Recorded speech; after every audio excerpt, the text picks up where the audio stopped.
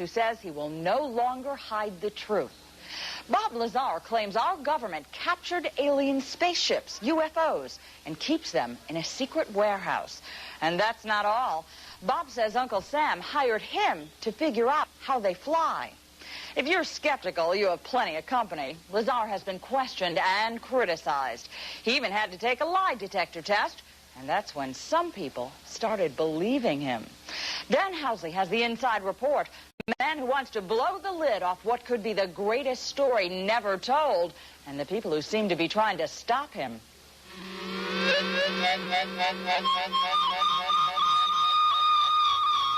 Strange lights over Las Vegas, within view of tourists and gamblers along the city's Casino Row. What are the odds these are alien spacecraft out for an evening spin? Or would you bet they're simply standard aircraft, or worse yet, some kind of hoax? Before you decide, take a look at another shot on this home video, where what does appear to be an aircraft strays into view along with the lights. Strange things like this have been appearing over the Nevada desert for years. The answer to the mystery may lie in the sprawling Nevada nuclear test site just north of the city, in a place called Area 51. Area 51 is known by other names: Groom Lake, Dreamland, the Skunk Works. It's an isolated military facility where the U.S. develops its most top-secret projects. The U-2 spy plane was developed here. So was its replacement, the high-flying Blackbird, along with the current stealth aircraft and Star Wars. But there are some who believe these formerly secret projects are nothing compared to what's currently under wraps. Not too many people live out here in the remote sections of the Nevada desert, far from the lights of Las Vegas. But here, on the edge of the secret U.S. government test facilities, people have been seeing strange things for years. Some of them talk about it, a lot of them don't. But no one who has actually worked on the test site has ever talked about what goes on there. No one, that is, until now.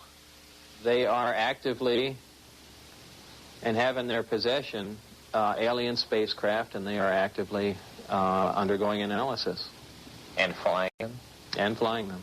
Bob Lazar is an engineer and physicist who says he worked on flying saucers for the U.S. government at Area 51. He drew these sketches of one of 9 different saucers he says the government has in a secret warehouse.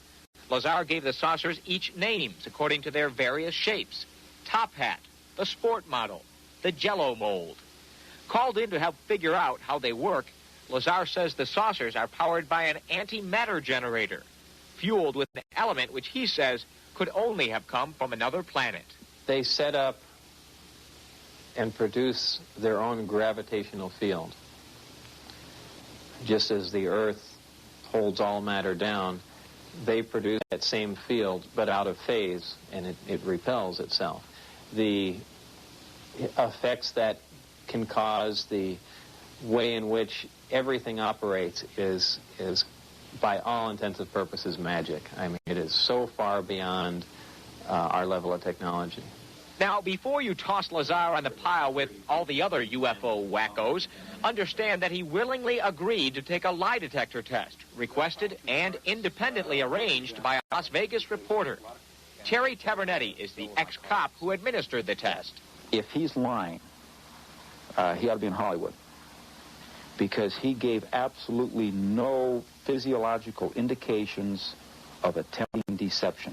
Lazar says he was referred to his government job by Dr. Edward Teller, the renowned scientist who helped develop the atomic bomb.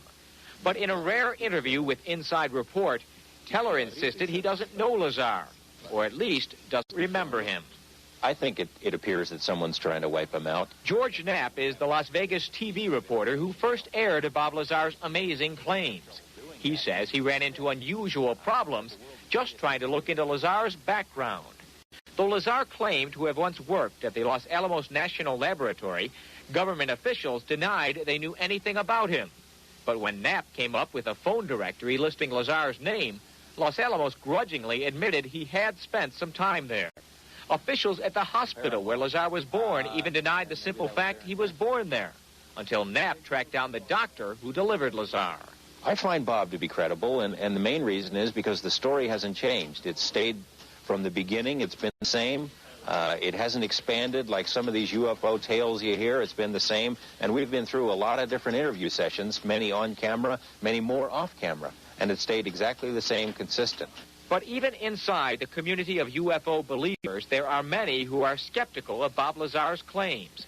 Nuclear physicist Stanton Friedman says Lazar may indeed be the real thing.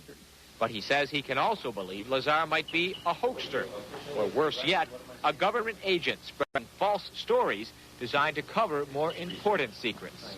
I find Bob Lazar as somebody who isn't silly, who doesn't say totally stupid things, who comes across well. But I certainly, until I get verification, cannot endorse the legitimacy of what he is saying. Bob Lazar says he quit his job working on the government saucers when his bosses began harassing him because he was letting others in on the big secret. But now that others are greeting his claims with skepticism and outright hostility, he says he wishes he just kept his big mouth shut. Lazar says he never took the idea of breaking security lightly. He just wanted to let the world in on a story he says we all should have been told. Why keep a secret about probably one of the most important events in history, that there's been contact from an alien civilization? It's a significant event in history, more significant than anything. Could be. We'll see. Well, this is...